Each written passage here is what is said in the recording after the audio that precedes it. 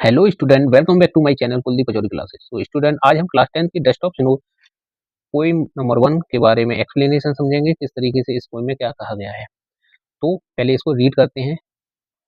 Dust of snow, इसके जो poet हैं वो हैं रॉबर्ट फ्रॉस्ट। कौन है इसके पोइट? रॉबर्ट फ्रॉस्ट इसके पोइट हैं।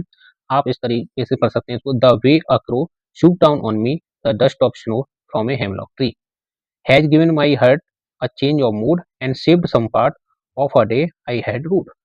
तो इसमें जो रॉबर्ट फ्रॉस्ट हैं वो अच्छे मूड में नहीं होते हैं और किसी रेगिस्तान से जा रहे होते हैं, बर्फ के रेगिस्तान से।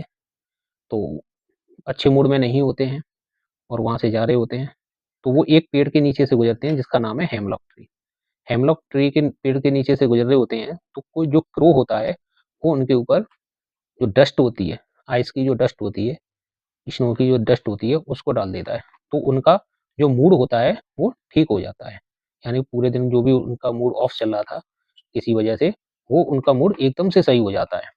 और जो हेमलॉक ट्री होता है वो जहरीला पौधा होता है और जो क्रो होता है वो भी नेगेटिविटी का प्रतीक होता है। तो इस पोएम में ये भी बताया गया है कि कोई भी नेगेटिविटी की वजह से, कभी-कभी नकारात्मक चीज़ों की वजह से भी हम अपने दिन को सही कर सकते हैं। कोई भी रूढ़िवादिता नहीं होती है। जैसे बहुत सारे लोग मानते हैं कि ऐसा होगा तो ऐसा होगा, बहुत सारी रूढ़िवादिताएँ होती हैं लोगों के अंदर। तो उन्होंने ये साबित किया है कि नेगेटिविटी में भी हम अपने अगर पॉजिटिव विचार रखें तो हम अपने दिन को अच्छा बना सकते हैं, बेहतर बना सकते हैं।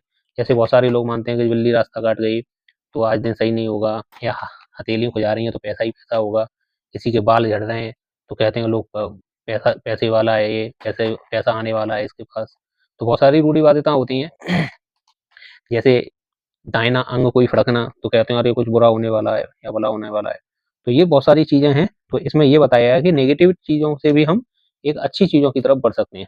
तो जो क्रो था और हेमलॉक ट्री था, इस पे बैठ के उस क्रो ने उनकी डे का जो पार्ट था वो एक खुशनुमा बना दिया था।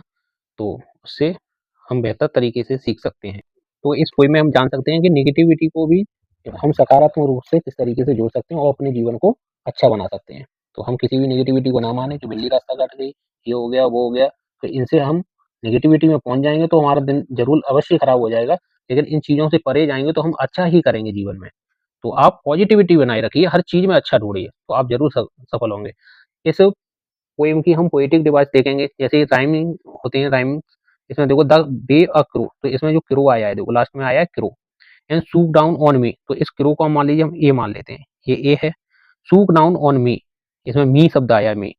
And the dust of snow, देखो ये इधर क्रो आया था, यहाँ स्नो आया, क्रो स्नो, तो ये देखो एक जैसा लग रहा है। तो इसको भी ए कर देंगे। मी और ट्री एक जैसा लग रहा है तो इसको बी मान लीजिए, इसको भी मान लीजिए।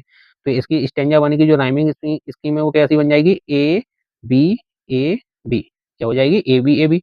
सेकंड स्टेंजा देखेंगे इसमें। Has given my heart a change of mood, hurt, और थर्ड वाला है and saved some part of a day I had rule. तो इसमें फर्स्ट वाले में हर्ट एंड थर्ड वाले में पार्ट, हर्ट पार्ट। तो ये जो है इसको हम मान लेंगे सी। क्या मानेंगे? सी। और इसको मानेंगे डी। और ये फिर सी आ जाएगा। और देखो मूड और रूड, मूड रूड राइमिंग बन रही है, मूड और रूड, तो ये भी क्या हो जाएगा हमारा? सी। तो यहाँ से हम कह सकते हैं सी डी, सी और डी। तो इस तरीके से हम राइमिंग पढ़ सकते हैं, अच्छे से समझ सकते हैं इस पोएम को। रॉबर्ट फ्रॉस्ट की ये बनाई हुई एक बेहतरीन पोएम है, जिसके जरिए हम सीख सकते हैं कि किस तरीके से हम निगेटिविटी को भी पार करके, निगेटिव चीज़ों को भी समझ के हम उनको अच्छा और बेहतर डे बना सकते हैं। तो थैंक यू। अगर एक्सप्लेनेशन आपको अच्छी लगी हो तो हमारे चैनल को लाइक, शेयर और सब्सक्राइब करें। Thank you, bye bye. Next video के लिए